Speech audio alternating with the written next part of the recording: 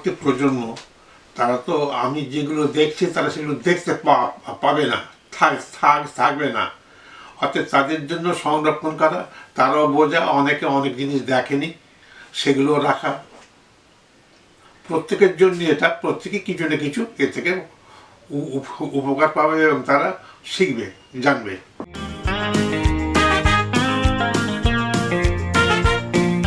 না, তার ঠিক নয়, আমি সংগ্রহ করি আমার মতো করি, যখন যেমন বুঝি করি। ভালো না লাগলে তো কেউ কিছু করতে পারে না। যে কোনো জিনিস যদি ভালো লাগে, ভালোবাসে, ভালো করে জানে, তবেই সেটা সে করতে পারবে। আর যদি সে কোনো কিছুই না করতে পারে, ভালো না লাগে, তার করার মধ্যে কোনো এ থাকবে না, যুক্তি থাকবে না, করার মধ্যে কোনো যোগ থাকবে না। আমার ধরুন না 20-22 বছর বয়স থেকে এই নেশাটা ছিল, কি সংগ্রহ করবো, কিছু রাখবো, কিছু তৈরি করব। সেটা হচ্ছে আপাতত আমি করছি, আমার সঙ্গে আমার মেজ মেয়ে যে আমার বাড়িতে সংসারই থাকে এবং তার ছেলে সেও থাকে, সেও এই ব্যাপারে উৎসাহী। ফলে তারা আমি চলে গেলেও তারা এটা কিন্তু টিকিয়ে রাখবে, এটা বাড়াতে পারবে। আমার কতগুলো এজেন্ট আছে, তারা পাড়া থেকে সংগ্রহ করে, তাদেরকে উপযুক্ত লাভ দিয়ে আমি তাদের কাছ থেকে কিনে নিই। মোটামুটি প্রথাগত কিছু করিনি, যেখানে যেটা পেয়েছি সেটাকে ঠিকমতো রাখার জন্যে ঝাড়পোছ করা, পরিষ্কার করা, বা কীভাবে রাখলে সংরক্ষণটা নষ্ট হবে না সেই চিন্তা ভাবনা করি, সব কাজ করি।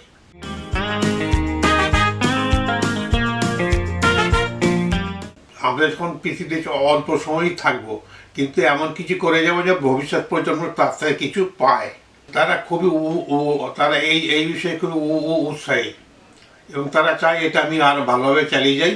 যদি কিছু প্রয়োজন হয় তারা সাহায্য করতেও প্রস্তুত আছে সব দিক থেকে। তখন বইপত্র রেখেছে যেখানে এই সমস্তগুলো পাওয়া যায়, বা বিভিন্ন লোককে যারা এই বিষয়ে কাজ করেন তাদেরকে জিজ্ঞেস করেনি। আমি প্রথমত ঘড়ি বিভিন্ন ধরনের আছে, পকেটে রাখার আছে, হাতে পরার আছে, দেয়ালে টাঙানোর আছে, টেবিলে রাখার আছে, বহু ধরনেরই আছে। তা সেগুলো আমি এক এক জায়গায় এক রকম করে লিস্ট করে রেখে দিয়েছি।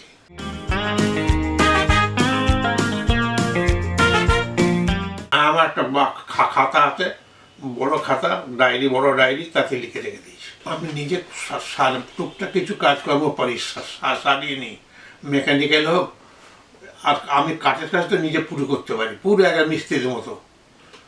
আর ওই যন্ত্রের ব্যাপারটা আমি খোলাখুলি করে ভালো করে জিনিসটা বুঝি, কীভাবে চলছে বুঝে নিস, টাকা বিশ্বাস নিজেই সেরে নিই। যেটা না পারি তখন আমি যে ওই বিষয়ে যিনি অভিজ্ঞ তার কাছে চলে যাই, কারণ মিস্ত্রির কাছে চলে যাই। জিনিসপত্রের যা দাম, সেই দামে কেনার মতো সামর্থ্য নেই আমার, কিনলে অনেক পয়সা লেগে যাবে। আমি এমনি যখন কম পয়সায় ওই জিনিসগুলো পেয়ে যাচ্ছি, বাড়িতে বসে বসে কারোর কাছে যেতেও হচ্ছে না, এখানে সাপ্লাই দিয়ে যাচ্ছে, সাপ্লায়ার, তাতে আমি ওইরকম জায়গায় কেন যাবো। আর তাদের কাছে হচ্ছে কি, যেটার দাম 5 টাকা তাকে বলে 25 টাকা, যেটা 25 টাকা তাকে বলে 125 টাকা, দামটাও তাহলে বেশি নেয়। এটা নির্ধারণ করি এর বয়সটা কত, এটা কি কাজে লাগবে, এটা মানুষ কেন কেনে, এইগুলো পিছিয়ে ভাবনা করে, চিন্তা ভাবনা করে এগুলো কিনে না। এখন এটা তো মানুষের যে প্রকৃতি, নিজস্ব প্রকৃতি, প্রকৃতির সঙ্গে কবিতা আসে, প্রকৃতির সঙ্গে যদি না আসে সে কবিতা লিখতে পারবে না। কবিতার প্রকৃতিকে সঙ্গে নিজেকে জড়িয়ে নিতে হবে। এখন আমি সনাতন দুটো জিনিস লিখি কবিতা, এক হচ্ছে মানুষ, এক হচ্ছে প্রকৃতি। মানুষ মানে বিভিন্ন সমাজেই মানুষ, চাষি, জেলে, কুমোর, কামার, এইসব সমাজেই মানুষ, বিভিন্ন শ্রেণী, এবং তারা কিভাবে জীবনযাপন করছে, তারা কত কষ্ট করে সমাজের জন্য করে যাচ্ছে, এইটা আমি তুলে চেষ্টা করি। সমাজ চলতে গেলে সমাজের তারা হচ্ছে রথের চাকা, সেই চাকা যদি না থাকে রথ চলবে না, সেই মানুষগুলো না থাকলেও সমাজটা নষ্ট হয়ে যাবে। এইভাবেই তাদের আমি গ্রহণ করি এবং ভাবি তারাই হচ্ছে আমাদের সমাজের আসল লোক। এখন আমি যেটা বুঝি যে এই হওয়া উচিত, সেই উচিতটাই আমি কবিতার মধ্যে প্রকাশ করে দিই। আমি আমার নিজস্ব যেটা বুঝি, যেভাবে বুঝি, নিজের দ্বারায়, নিজের চিন্তা ভাবনায় বিষয় লিখি। কবিতা যদি মনোগ্রাহী হয়, কবিতা যদি কি ভালো করে লেখা যায় এবং তার তার বিষয়বস্তু ঠিক থাকে, সেটাকেও সমাজকে পাল্টাতে সাহায্য করবে। হ্যাঁ, কিছু হলেও পেরেছি, সম্পূর্ণ হলেও কিছু হলে পেরেছি। এখন কথা হচ্ছে যে আমি যেটা ভাবি, যেটা আমি করব, সেটা যদি সবাইকে না জানাই তাহলে কী করে হবে? সেই জানাবার জন্য আমি কবিতার মাধ্যমে বা লেখার মাধ্যমে জানিয়ে দিই। আমি যেটা ভাবি যে এই সমাজ গড়তে গেলে মানুষের সবারই প্রয়োজন আছে, এবং যারা বিশেষ করে শ্রমজীবী মানুষ, তাদের কাজটা যদি মানুষকে না জানাই, না বলতে পারি, সেই মানুষের প্রতি অন্য মানুষের কোনো থাকবে না, কোনো দরদ বা কোনো স্নেহ মমতা কিছুই থাকবে না। আমি মোটামুটি শ্রমজীবী মানুষের লেখার ওপরই, তার শ্রমজীবী মানুষ এবং তার কাজকর্ম, তার জীবনধারা, তার জীবনে পাওয়া বঞ্চনা, এইগুলো নিয়েই করি। আমি আমার লিখতে লিখে যাচ্ছি, ভালো লাগে লিখি, এবার যে পড়লো ভালো, না পড়লো আমার। রবীন্দ্রনাথের কাজ তো, রবীন্দ্রনাথের কবিতা তো বিভিন্ন মুখী,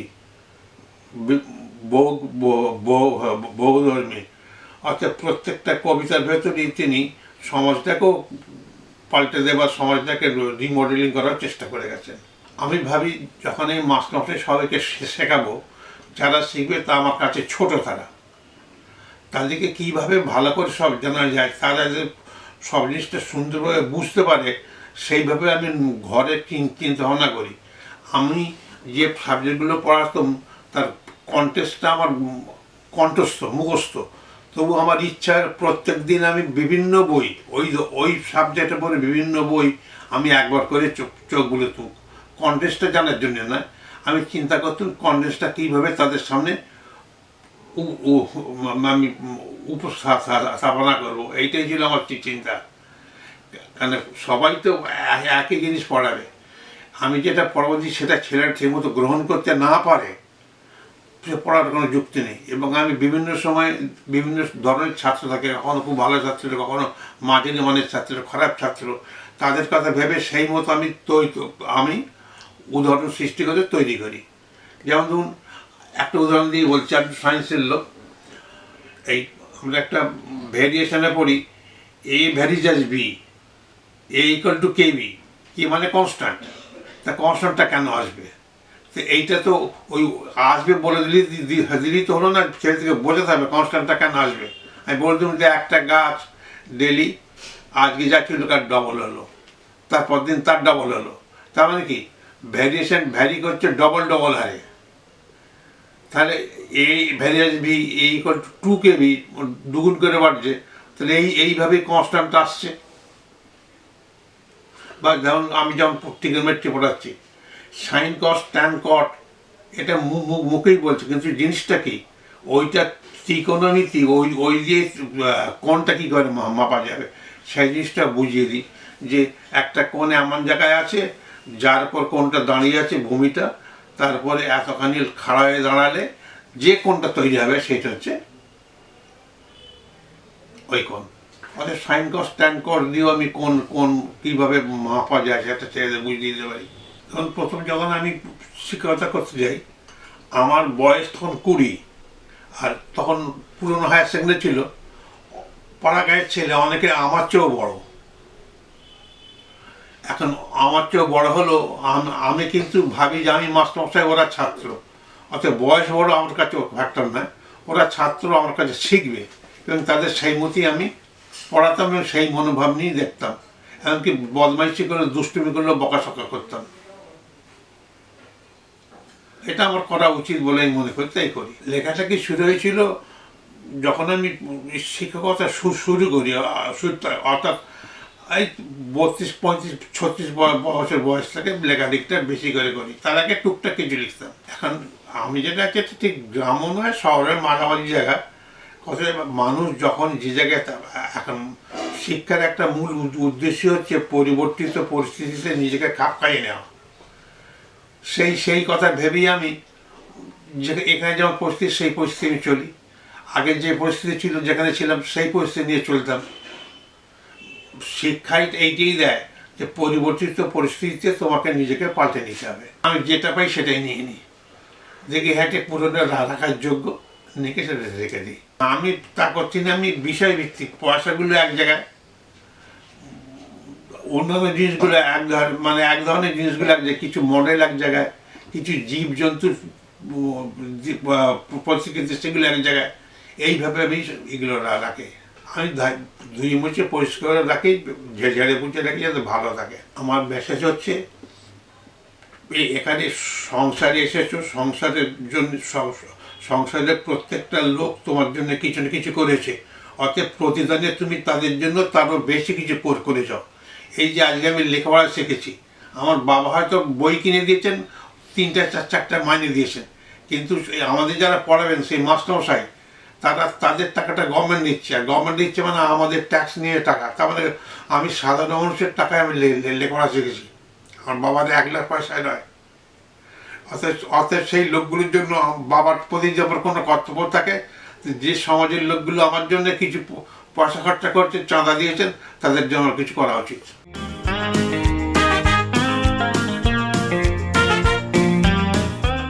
নমস্কার। রবীন্দ্রনাথ মহাকবি, ভারত পথিক এবং তার সর্বগ্রাসী প্রতিভা। সাহিত্যের এমন একটা দিক নেই যেখানে রবীন্দ্রনাথ তার চিন্তা ভাবনা সেখানে প্রচার করেননি।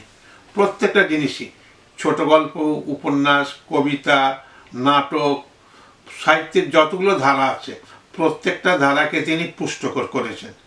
অর্থাৎ রবীন্দ্রনাথের সর্বগ্রাসী প্রতিভা এটা স্বীকার প্রত্যেককে করতেই হবে।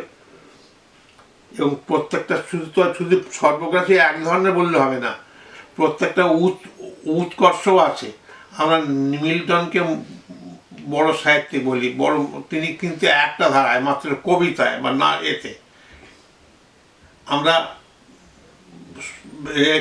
এবারে বার্নার্ড শ তারও একটা ধারা, কিন্তু রবীন্দ্রনাথের যে সাহিত্য সেটা প্রত্যেকটা ধারাতেই আছে এবং তার গুণগত মান ওই সমস্ত লেখকদের চেয়ে কোনো অংশে কম নয়। অর্থাৎ সবার সমান, মানে একসঙ্গে ওই পৃথিবীর বিখ্যাত সমস্ত লেখকদের এক জায়গায় জড়ো করলে যাবে, তার সমস্ত গুণটাই রবীন্দ্রনাথের ভেতরে আছে, তার মধ্যে এক জায়গায় রয়ে গেছে। এই প্রসঙ্গে বলতে চাই যে সাহিত্যের এমন একটা দিক নেই যেখানে রবীন্দ্রনাথ তার প্রতিভার স্ফুরণ ঘটাননি। আমরা তাকে বিশ্বকবি বলি। তার কবিতা কাব্যের আয়তন, উৎকর্ষতা বিচার করে সাহিত্যের অন্যান্য শাখাতেও তিনি সমান উজ্জ্বল। কয়েকটি শাখায় তিনি শ্রেষ্ঠ। গীতিনাট্য, নৃত্যনাট্য রবীন্দ্রনাথের আগে বাংলা সাহিত্যে এগুলো ছিল না, নতুন ধারা তিনি প্রবর্তন করেছেন। এবং আমরা প্রভাত কুমার মুখোপাধ্যায়কে বলি যে ছোট গল্পের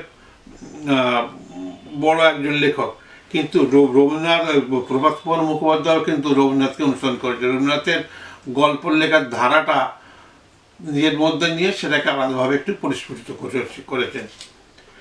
তাছাড়াও কেন সর্বগ্রাসী, শিক্ষা সংস্কার, শিক্ষায় কর্মশিক্ষা।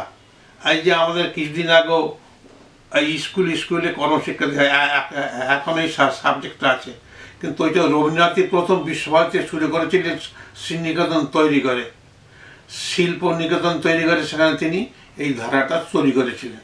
অর্থাৎ উনি হচ্ছেন ওই এখন এই যে কর্মশিক্ষা, এমনি শিক্ষার সঙ্গে রবীন্দ্রনাথই প্রবর্তন করেছিলেন। আর একটা জিনিস একটা দেখা যায়, রবীন্দ্রনাথ শুধু যে এইখানেই তার প্রতিভার সীমাবদ্ধ নেই, তিনি গান লিখেছেন, এক নতুন ধরনের গান। রবীন্দ্রসঙ্গীতে একটা গানের একটা নতুন ধারা, নতুন দিক, এবং সেই গানের মধ্যে হয়তো তার ভাষার এটা বেশি গুরুত্ব নেই, বেশি হচ্ছে আবেগটা, বেশি হচ্ছে প্রকাশটা, মানুষের ধরনটা। এইটাই হচ্ছে রবীন্দ্রনাথের মূল বৈশিষ্ট্য। এছাড়াও তার আরও রবীন্দ্রনাথের আরও কতগুলো আছে, দিক আছে তার শিক্ষা।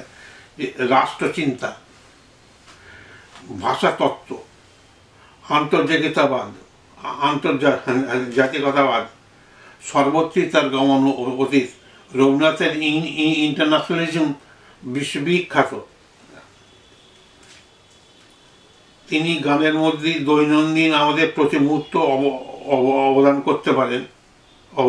করতে পারেন। সেই সঙ্গে কবিতা তো আছেই।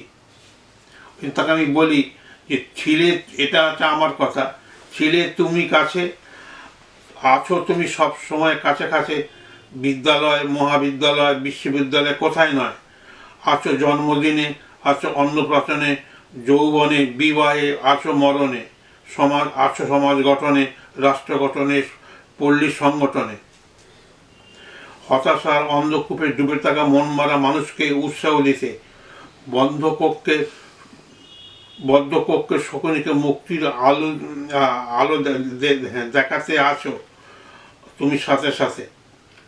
তো আছো ধ্রুব নক্ষত্রের মতো সঠিক পথে দিশারি হয়ে, আছো কংসের প্রতিবাদী হয়ে, আছো সাত রাজার ধন মানিক হয়ে, থাকবে সবের মণিকোটায়, সবার সোনার তরিতে, সোনার দানে।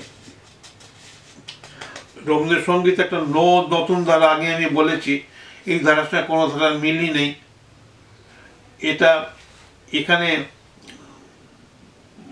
ভাষার চেয়ে ভাবের এটাই বেশি, গুরুত্বটাই বেশি। এবং রবীন্দ্রনাথ প্রথম থেকে শুরু করে, শিশুকাল থেকে শুরু করে সেই জীবন পর্যন্ত বিভিন্ন ধরনের কবিতাগুলো লিখে গেছেন। বাচ্চা ছেলে সবেমাত্র কথা বলতে শিখেছে, সেখান থেকে লিখেছেন অনেক কথা, যাও যে বলে কোনো কথা না বলি, তোমার ভাষা বোঝার আশা দিয়েছি জনাঞ্জলি। যে হাতে মোমো গভীর প্রাণে, ভেদিবে তার আশির পানে, চকিতে চাহ মুখের পানে, তুমি যে কৌতূহলী।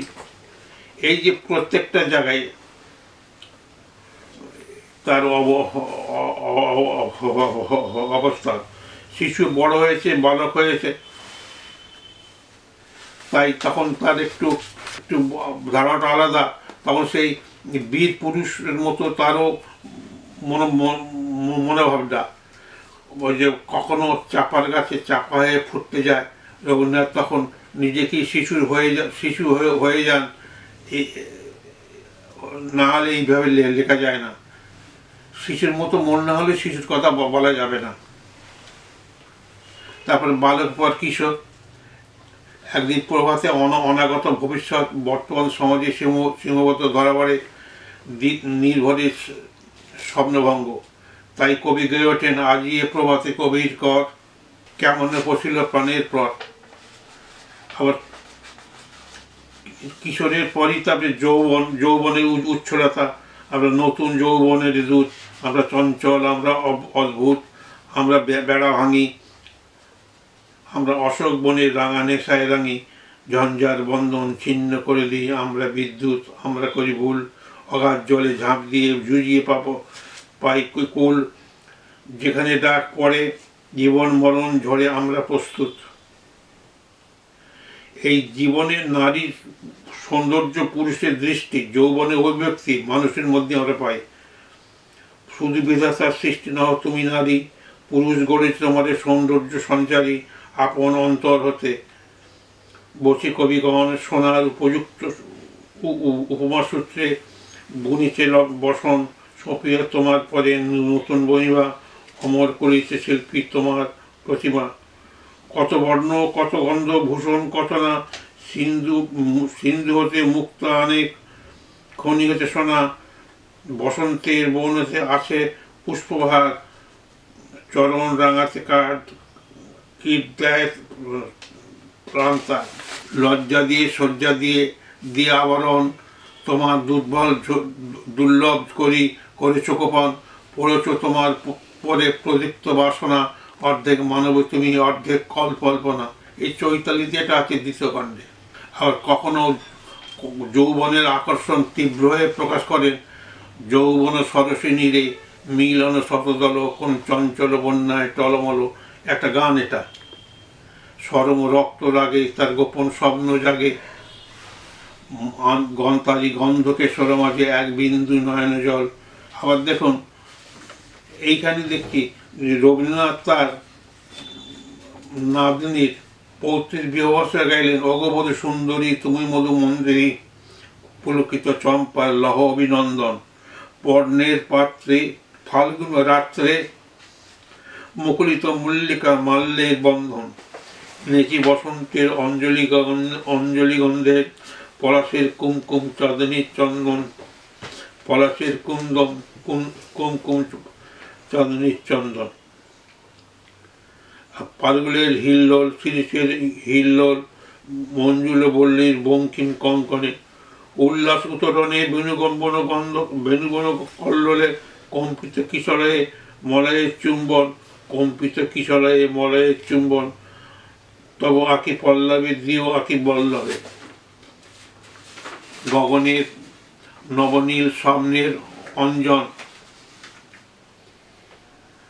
আবার নববধূকে সংসার দিকে ঠিক পথে চলার জন্য তিনি বলে গেলেন, দুজনে এক হয়ে যায়, মাথা রাখো একের পায়ে, দুজনের হৃদয় আজি মিলুক তারি মিলন ছায়ে, তাহারি প্রেমের বেগে ছুটি প্রাণ উঠ জেগে, যা কিছু ছিন্ন মলিন টুটুক তার চরণ ঘায়ে, মুখে সম্মুখে সংসার পথ, বিঘ্ন বাধা করোনা ভয়, দুজনে চলে যাও, গান করে যাও তাহারি জয়, ভক্তি ল পাতে আর সকৃতি হোক অজেয়। আবার নবপরিণীতা প্রার্থনা করে দুজনে একসময় এক হয়ে যাওয়ার আশাবাণী গিয়ে, নবজীবনের যাত্রাপথে দাও দাও এই বর, হে হৃদয়েশ্বর প্রেমের বৃত্ত পূর্ণ করিয়া দিক চিত্ত, জ্ঞানের সংসার মাঝে তব দক্ষিণ মুখ রাজে, সুখরূপে পাই তব ভিক্ষা, দুঃখরূপে পাই তব দীক্ষা, মন ক্ষুদ্রত মুক্ত নিখিলের সাথে হোক যুক্ত, শুভকর্মে জানো আমি নাই মনে ক্লান্তি, শান্তি শান্তি শান্তি।